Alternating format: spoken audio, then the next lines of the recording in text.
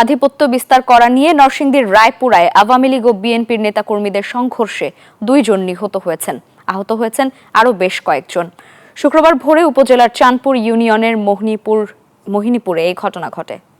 শুক্রবার ভোরে নরসিংদীর রায়পুরার চাঁদপুর ইউনিয়নের মোহিনীপুরে আওয়ামী লীগ বিএনপির মধ্যে সংঘর্ষে নিহত হয় 2 জন, আহত হয়েছে বেশ কয়েকজন। এই ঈদে জামা জুতো অ্যাকসেসরিজের ডিসকাউন্ট। স্থানীয়রা জানায়, ওয়ার্ড আওয়ামী লীগের সভাপতি আব্দুস সালাম এবং ইউনিয়ন আওয়ামী লীগের যুগ্ম সম্পাদক সোহাগের সঙ্গে ইউনিয়ন বিএনপির সভাপতি শামসু মেম্বরের দ্বন্দ্ব দীর্ঘদিনের।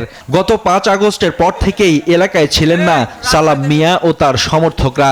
শুক্রবার তারা এলাকায় ফিরে আসলেই 2 গ্রুপ সংঘর্ষে জড়ায়।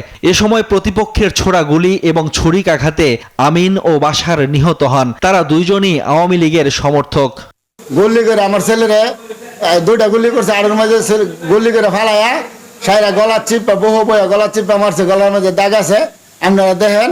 তো শামসুর আমি সবার সদস্য যারা আছে বিএনপির, আমি এটার বিচার চাই।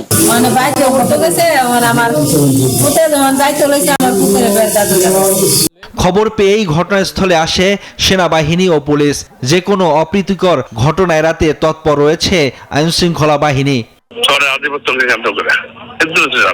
আইনি পদক্ষেপ আমরা নিব, আমরা আইন মোতাবেক সমস্ত ব্যবস্থা নেব, আহতদের স্থানীয় বিভিন্ন হাসপাতালে চিকিৎসা দেয়া হচ্ছে, তবে হতাহতের সংখ্যা আরও বাড়তে পারে বলেও আশঙ্কা করছে পুলিশ। সোহাইব আহমেদ শামীম, নিউজ 24।